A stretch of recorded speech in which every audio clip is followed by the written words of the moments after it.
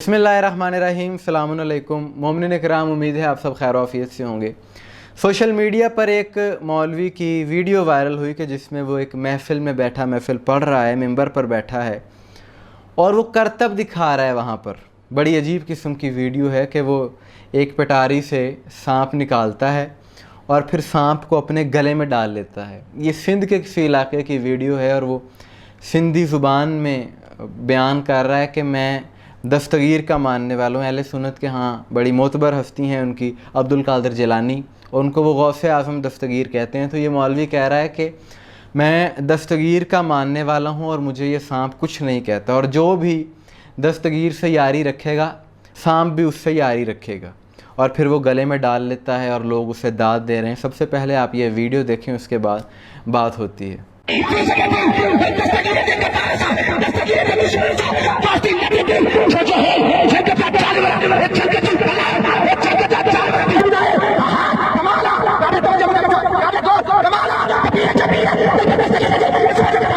जी, तो आपने ये वीडियो देखी। अब इस मौलवी को होना तो मदारी चाहिए था, कोई इस तरह के करतब दिखाता, कोई सुपेरा होता तो बड़ा नाम कमाता अपनी फील्ड में। ज़ाहिर है जिस तरह से वो गले में डाल रहा है, लेकिन अफसोस है कि ये मदारी की बजाय मौलवी बन गया और अब दीनी महाफिल में इस तरह की हरकतें कर रहा है और वाह वाह लोगों से ले रहा है, लोग उसे पैसे भी दे रहे हैं और आगे से लोग हैं कि उसे सुबहान अल्लाह कहे जा रहे हैं।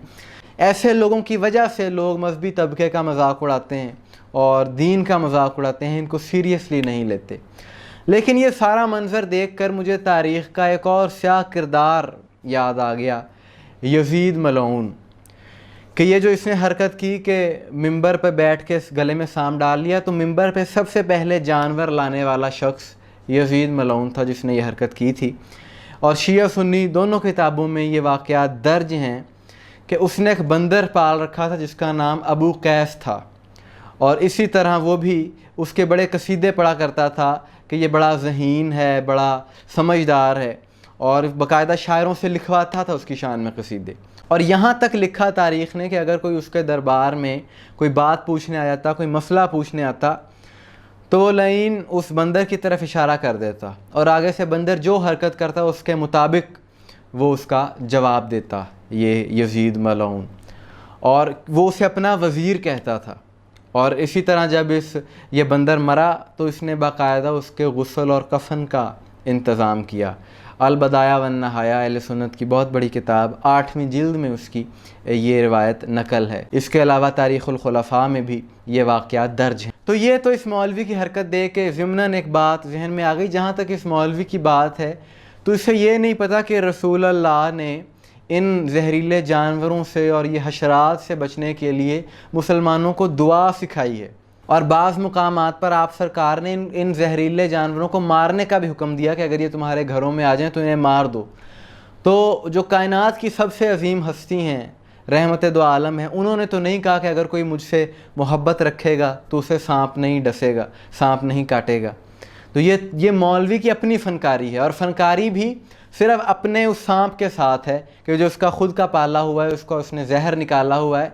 तुम किसी जंगल से कोबरा सांप पकड़ो और फिर अपने गले में डालो, फिर देखते हैं कि सांप की तुम्हारे साथ यारी है कि नहीं। इस तरह के लोग सिर्फ गांव देहातों के लोगों को बेवकूफ़ बनाकर उनसे पैसे लूटते हैं।